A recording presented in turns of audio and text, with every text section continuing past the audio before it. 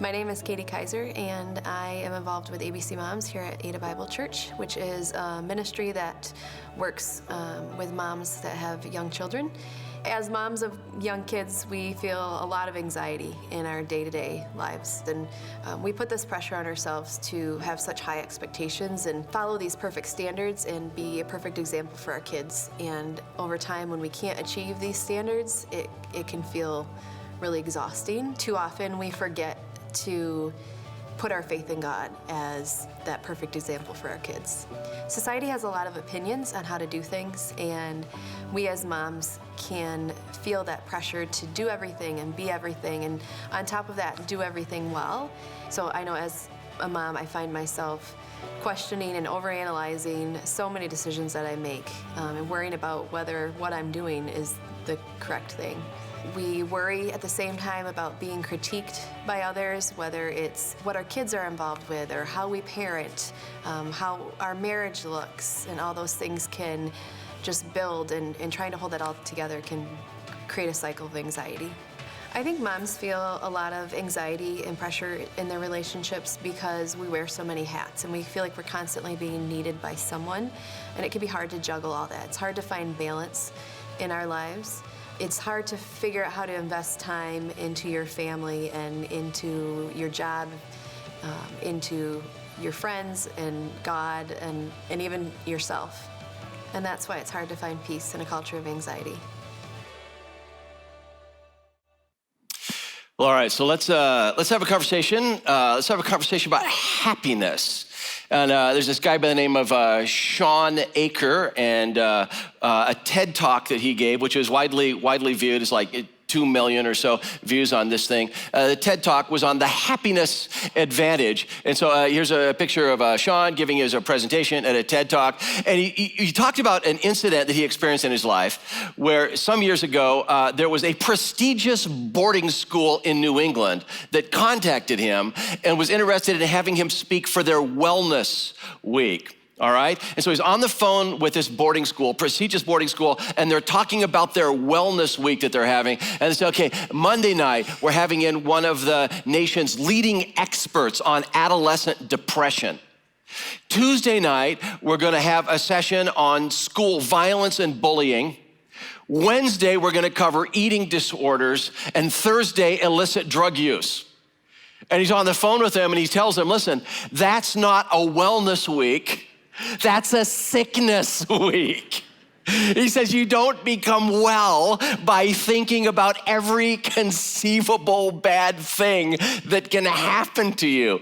And I happened to come in contact with Sean Aker's TED Talk as I was reading this verse in Philippians chapter 4, and it's one of the primary texts for our passage today. It says, finally, brothers and sisters, whatever is true, whatever is noble, whatever is right, whatever is pure, whatever is lovely, whatever is admirable, if anything is excellent or praiseworthy, last words in yellow, read them with me, please. Ready? Think about such things. Let your mind, let your brain be focused and consumed with things that are true, noble, right, lovely, admirable. If anything's excellent or pure, lovely, admirable, if anything's excellent or praiseworthy, focus on that. Think about that. Dwell about that. This verse, my friends, was written by an inmate awaiting trial.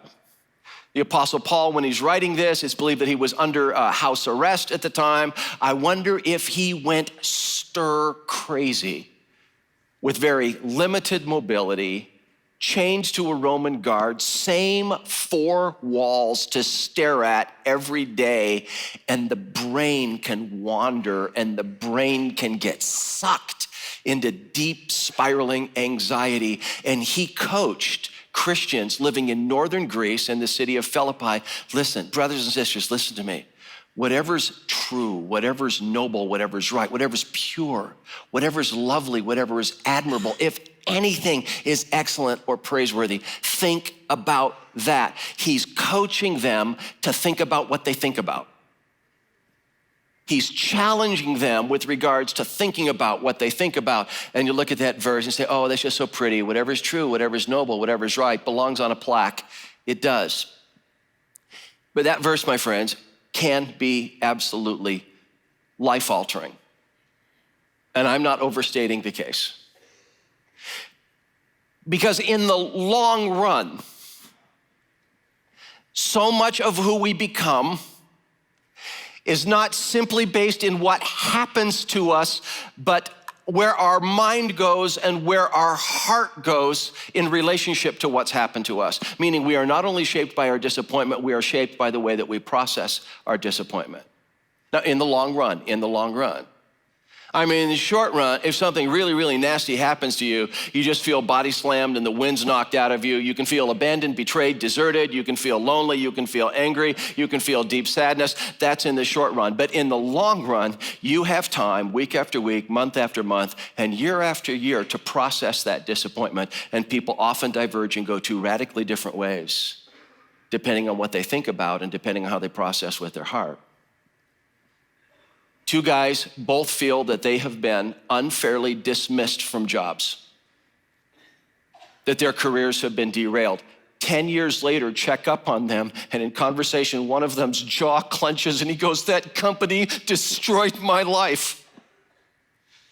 Interview the other person, something very, very similar happened to them, almost identical. And he says, no, that messed up my career, but they didn't destroy my life. They didn't have the power to destroy my life. What happened there? Why that difference with two people that experience a very similar thing, and one of them responds with grace and with life, and they're moving ahead, and the other one just seems like they're absolutely derailed by something that happened a decade before? Where our heart and where our mind go in response to disappointment can often be one of the greatest indicators of the man or woman that we will become. You've seen it. I've seen it. Two individuals both have their spouse bail on them. Middle age, spouse walks. "I'm not interested in working on this. I'm gone. It's over." 10 years later, one of those men, one of those women is gracious and approachable, and one of them is bitter, deeply bitter, and repels people from her life. And I go, they both went through similar experiences. What happened there? What happened is that it is not only the disappointing events that shape us, it's the way we relate and respond in our heart and in our mind to those disappointing events, not in the short run, but often that make the biggest difference in the long run. In the short run, you just feel body slammed and the wind's knocked out of you when something awful, terrible, or tragic happens, or it's simply deeply disappointing. In the long run, who you become wildly shaped on where your heart goes and where your mind goes. Listen, for those of you in middle school and high school, I have to plead with you here, because some of you are going to go through something really lousy or have been through something lousy in the last year. Guard your heart and guard your mind, because who you are as a 22-year-old and as a 24-year-old has more to do with the condition of your heart and mind and how you process that than with the lousy thing that actually happened. It means two things. First, it means that there's hope, but it also means that there's responsibility.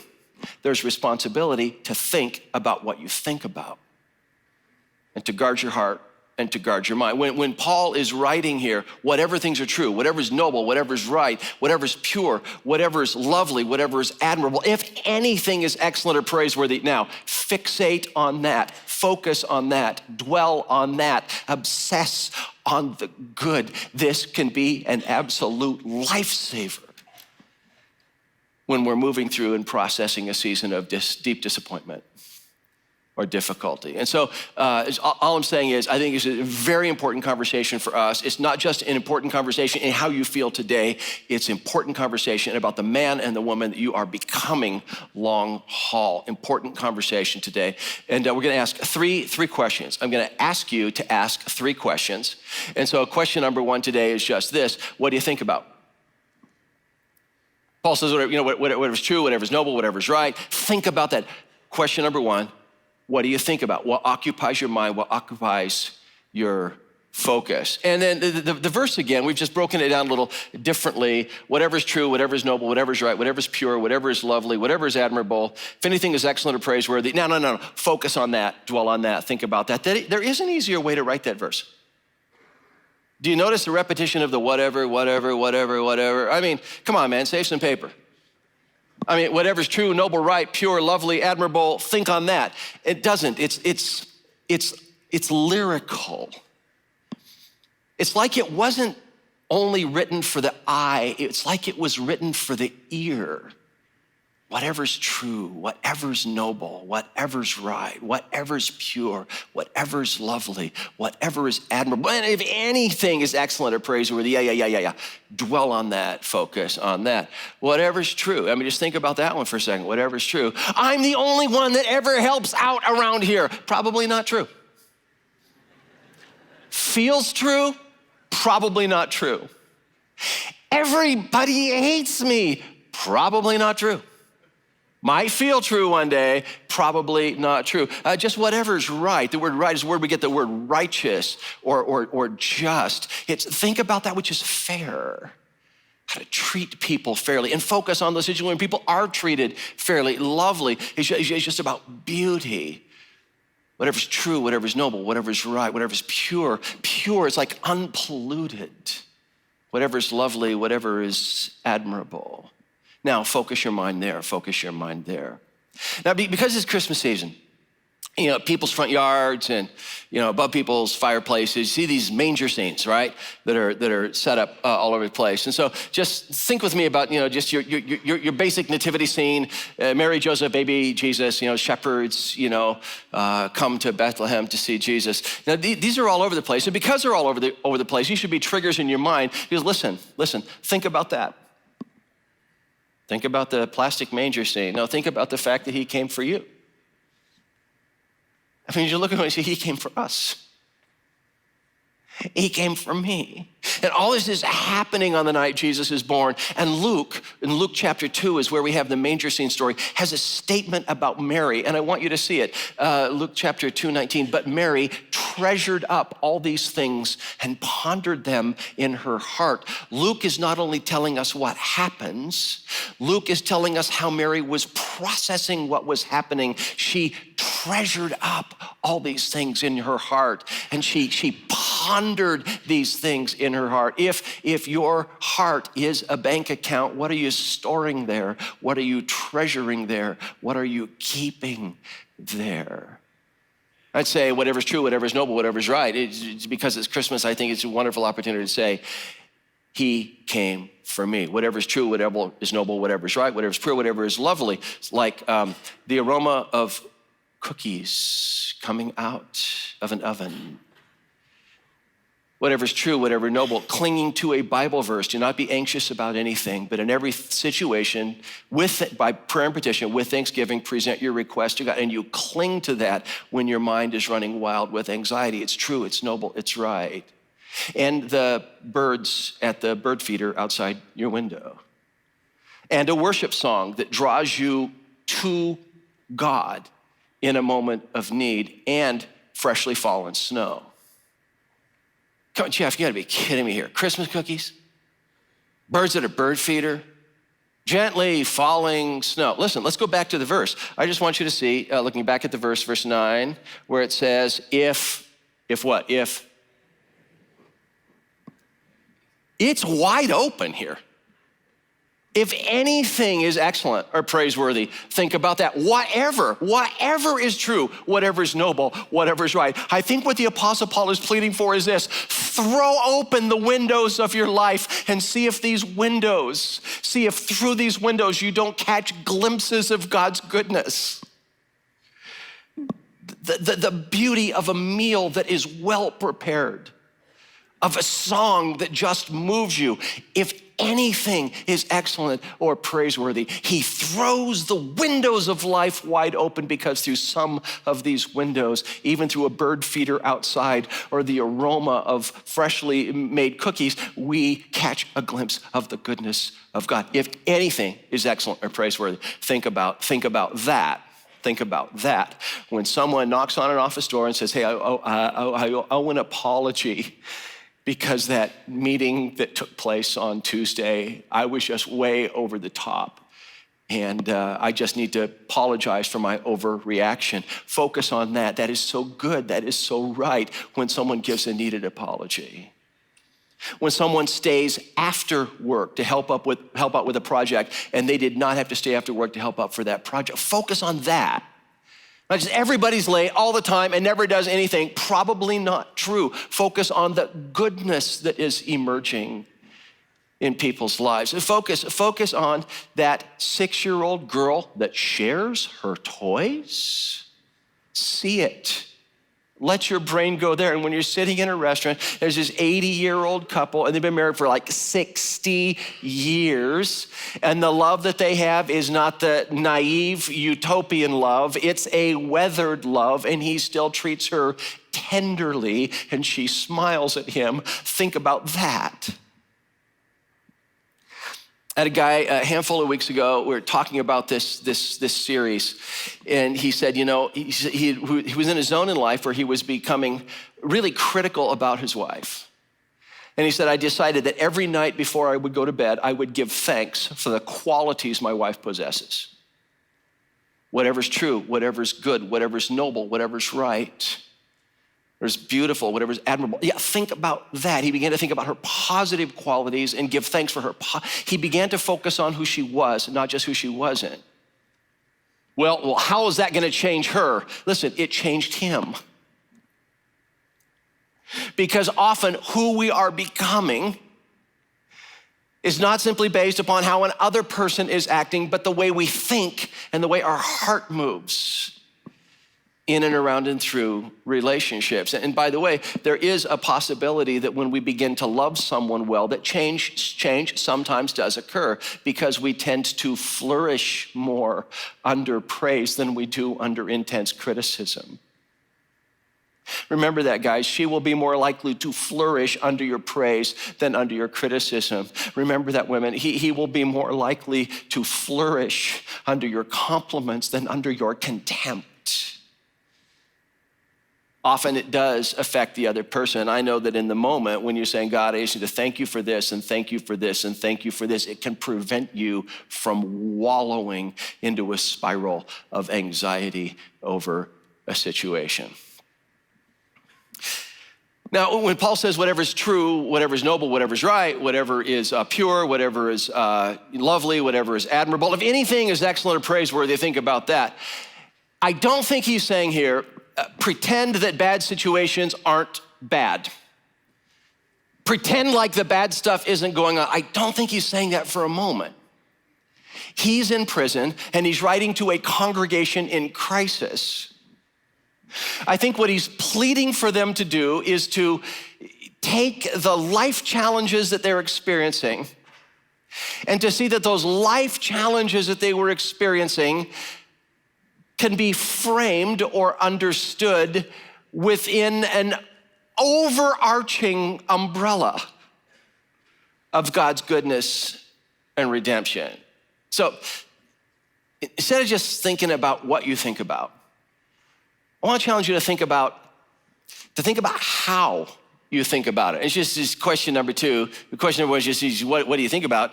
Question number 2 is just how do you think about it? That is, what lens do you view? All of us see life through a lens. What lens are you looking through when you see both life's greatest joy and its deepest disappointments? What lens are you looking through? And so verse 9, the second verse we're gonna look at is just, Paul says, no, listen, whatever. He's back to the whatevers, right? Whatever you have, and there's 4 expressions here, okay? Say them out loud with me if you'd be willing to. Whatever you have learned or received or heard from me or seen in me. Put that into practice. And the God of peace be with you. Paul says, and he's writing to his friends, they're at a distance. He says, listen, whatever you have learned, or what? Word number 2, or received. Word number 3, or heard, or word number 4, seen. Now, practice that. Whatever you've learned or received or heard or seen in me. The question should be, what had Jesus followers in northern Greece What had they heard and received? Whatever you had learned or received or heard of me, what had they learned and received and heard and seen in Paul? Whatever you have learned or received or heard of me, put that into practice. What was that? Just remember, don't kill the characters when you open your Bible to Philippians chapter 4. Talking real people, real relationships. If you're a Philippian, you live right there in Northern Grace. There was a day when Paul rolled into town with his team and he talked about something called the gospel. That is what they had learned and received and heard and seen in Paul. Something called the gospel, where gospel means good news. It's the good news that a generous creator entered the broken and messed up planet in the person of Jesus. The generous creator enters the messed up, broken planet in the person of Jesus. And while here, Jesus generously sacrifices his life for us. Through resurrection, Jesus is alive and well and returning someday to restore and redeem all things and reconcile all things. So his message is this: believe and follow. But it's an overarching story of the generosity of God.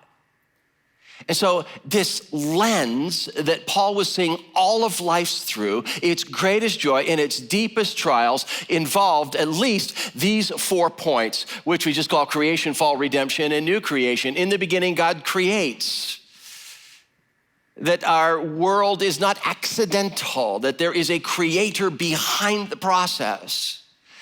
And in the Genesis 1 song of creation, there's this: and God saw that it was good, and God saw that it was good, and God saw that it was good. It was good, it was good, it was all good. And then we have this nasty thing called the fall. This is where sin enters the planet, and now something's wrong with everything.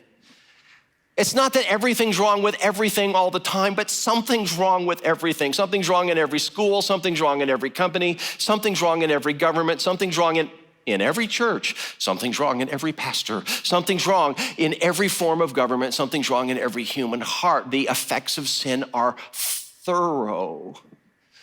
And there's redemption. Christ enters the broken planet, offers himself for us to reconcile us, to make peace between us and God his Father.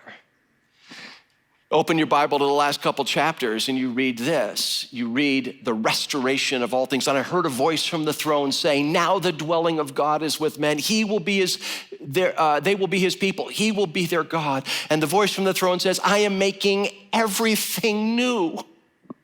There will be no more crying and no more pain. The whole old order of things has passed away. We, my friends, on our days of deep disappointment, live in this area in the middle. We live with the consequences of sin and the fall, yet where Christ is redeeming even now, but we live between two perfect creations, the creation from long ago and the creation yet to come. Think about that. What this does when you're deeply disappointed, whether you're a 7th grader or whether you're 76 years old and you have a passage of deep disappointment, you can go, this is not the way God wanted things to be, and it's not the way they will be someday. And even now, God has this weird ability to use even awful things for his glory and my good. It can change the heart, but it's the way you look at things. It's the lens through which you look at things. Now, this whole deal about creation, fall, redemption, new creation, I've just taken a drive-by at that, but I would love for you to digest more of that. And what I would love to do is to point you to a former sermon at Ada Bible Church.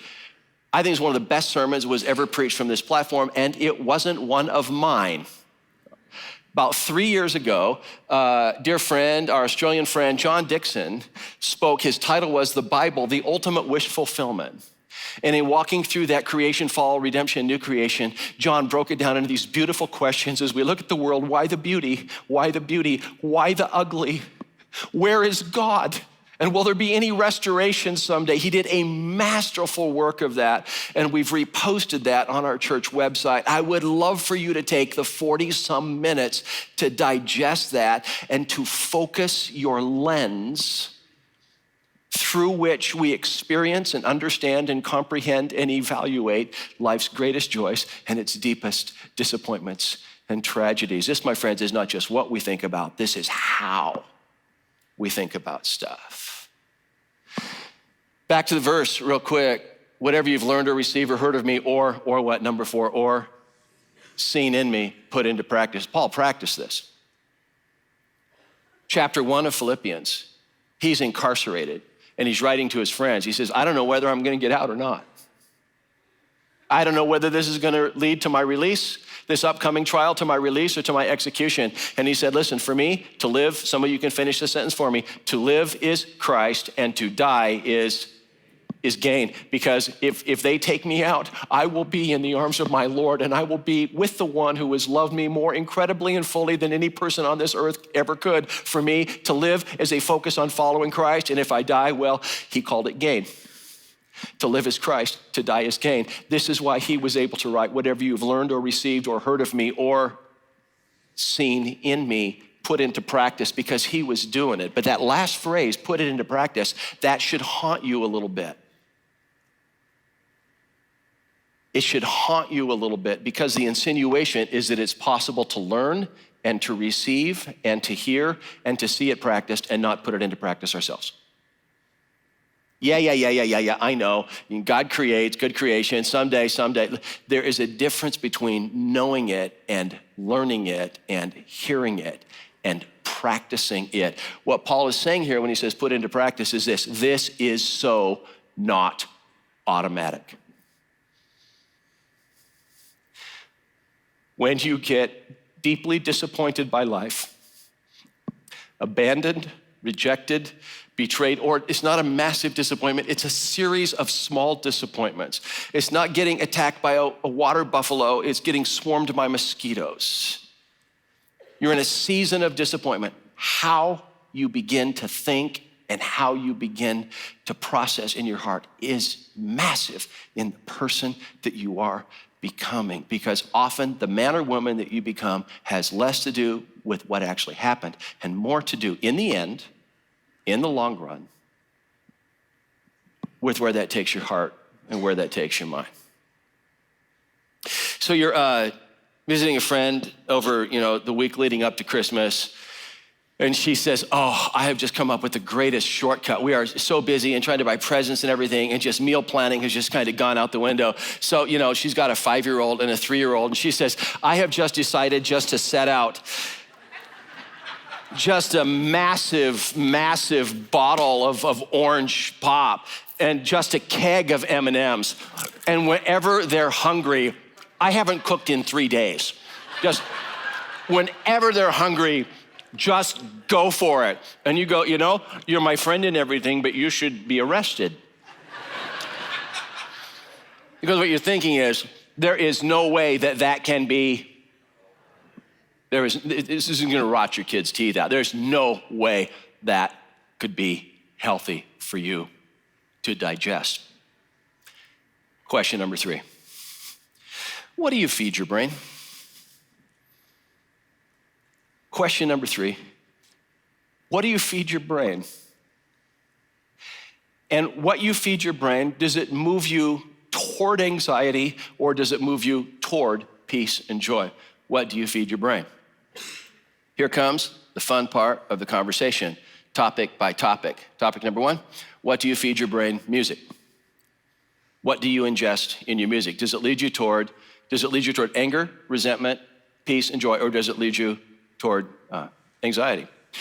Some years ago, I mentioned on a weekend service that guys should delete from their playlists any song that refers to women as bitches and whores. Had a young man come up to me the following weekend and he said, I had to erase my entire playlist. And he said, I got a 1-year-old. I'm playing this stuff in the house. He doesn't need to hear this, and I don't need to hear this. How does music, what do you feed your brain? I want to suggest to you that if you get dumped by somebody, locking yourself in a bedroom for 2 weeks and listening to breakup music on a nonstop loop probably is not the healthiest thing for your soul. Putting in your earbuds and listening to Coldplay's piano ballad, The Scientist, on eternal loop probably isn't going to heal you up. What do you feed your brain? Music. Secondly, what do you feed your brain? News. Now listen, my friends, the news thrives on disaster, scandal, murder, fear, political scandals, sex scandals, money scandals. And the challenge with news is that over time, if we have this constant ingestion of news media, we can begin to think that is actually the ratio for negative and positive in our world, and it's not. It's not. Yes, there are wildfires in Southern California and they're dangerous, but you never have a situation. We interrupt this program to bring you the following news item. We have discovered that there are currently no national disasters in Ohio, Minnesota, Wisconsin, Nebraska, South Dakota, and Wyoming. Now back to your regular programming. It is a focus on that which is going wrong. Kevin Spacey, a complete list of his 15 accusers. Why do they print that? Because we lap it up. And we begin to think that the whole world is like that, and that is reflective of everybody around us. You ingest that for long enough, a woman can cross around and say, well, all men are pigs. I don't know how that information is gonna serve your sons. And I don't know how that's supposed to help your husbands and the father of your children. What do you feed your brain? Music, news, movies, and TV. Now we're moving. A couple years back, Pastor John Piper from Minneapolis, influential pastor, he had the audacity to suggest that perhaps Christians shouldn't be watching Game of Thrones. And I forget why. I think it was something about nudity, treachery, and profanity. But he suggested that maybe Christians shouldn't be filling their minds with that. And it set off a firestorm with other Christians and their blogs saying, no, this is the pitting of good against evil, treachery and nobility, and it's current in our society, and Christians need to be watching this and be aware of it. So I'll leave you to decide what to do with that, but this I do know, that you need to be asking whether or not you should be watching Game of Thrones. Why? Because you should be asking whether or not you should be ingesting anything on a regular basis and what it does to your heart and what it does to your mind. Does Property Brothers make you hate your house? Great show, awesome show, turn it off. Do you look around and go, I used to be content, I'm not now. Movies and TV. Social media. There are sociological reports that keep coming out that saying there is a direct correlation between the viewing habits of social media and how depressed people are. So if you find yourself consistently sad, lonely, and depressed, and you're glued to your phone, this might be part of the problem. No, Jeff, I need to see, because someone might be doing something somewhere. They are, and without you. And that's why you're sad and lonely and depressed. I would love for you to consider that there's a possibility that having two real friends that actually care about you might be more powerful in your life than having 2,000 people who have befriended you, who have friended you, that really don't care about your life. What do you feed your brain? Music, news, movies, TV, social media, and just memories. See, the deal here is that we forget what we need to remember and we remember what we need to forget. Now, there's a purpose in visiting the past. We visit the past when we need to heal from the past. You visit the past in order to offer a heartfelt apology to God or a heartfelt apology to other people, but wallowing in the past is different. And if visiting the past just leads you into self-centered stress and anxiety, leave it behind. The Apostle Paul worded it this way in Philippians 3. He would say, forgetting what is behind and straining toward what is ahead. And the imagery he used there was race imagery. It was imagery right out of the Olympics, where it's like runners were focused on the finish line. He says, man, you gotta forget about yesterday unless it's critical in helping you move toward tomorrow. Forgetting what is behind and straining toward what is ahead. We forget what we need to remember, and we remember what we need to forget. We remember that mistake that we made, that opportunity that we blew, that season where we didn't take advantage of something. We fixate and obsess on the money we wasted or the time we wasted or the person that we hurt. We remember what we need to forget. And we forget that Jesus came here when we were far from God, that God was chasing us down, that his love is more infinite than we can possibly believe, and that his grace is sufficient to cover all of those errors, mistakes, and crimes of the body and heart. We forget that. We remember what we need to forget, and we forget what we need to remember. So, what are you feeding your brain? Because what you think about and how you think about it, man, it's just huge in the person you are in the process of becoming. And so I've got a project for you. And as an image here, it's just the image of just two faucets. And I would like you to think in terms of one faucet being bad input into your world, an activity that is pouring stuff into your mind, and that faucet needs to be idled down or shut off. And I want you to think of another faucet, and the other faucet is that which helps you, assists you in living more in greater peace and greater joy. A faucet that reminds you that which is true, and that which is noble, and that which is right, and that which is pure, and that which is lovely, and that which is admirable. And my question for you is this: what faucet needs to be turned down or off? And what faucet needs to be activated or turned up? And I would plead with you to choose one of each. This project is this kind of a less of that and more of that. And this can be anything here. This could be the video games we play, the movies we watch, the websites that we surf, the news that we devour. And you go, I would be so much better off if I turned that faucet down or off. This over here also could be any number of things. We started a project 3 weeks ago where we encourage you to write down 3 things a day that you're thankful for, to begin to tune the heart, to create channels of the heart that begin to see the goodness of God everywhere you turn. Some of you, that's the faucet that you just need to keep going. You reach day 21 and you go, that would be a good activity to do for the rest of this year. So that's one idea. And another idea, every morning when I get up and turn on my computer, I will thank or praise someone because I'm hypercritical and no one's ever doing enough. I will train my brain and I will train my heart to be able to praise the people around me. And it's good and it's true and it's noble and it's right. And that's a faucet that just needs to be turned off. So one activity to step away from, one activity to dial back, one activity to dial up. This series, we've been in Philippians chapter 4. We created a bookmark that we had available on the first weekend. We've got these available at all of our next steps areas, at all of our campuses. And some of you just go, dude, that rejoice in the Lord always. I'll say it again, rejoice.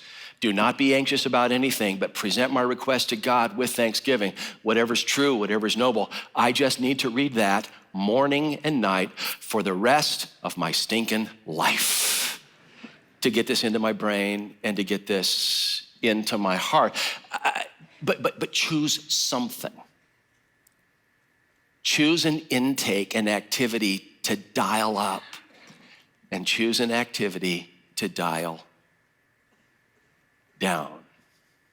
So let me, I really want us to take it seriously. And so how could we do this without music? If Andy could join me just for a minute. If the sound of my voice does not inspire your brain working, then these chords will do the trick, I'm sure. I wish. All right, you got 30 seconds. one activity to dial down, one activity to dial up. Choose one. Don't go after everything. Choose one.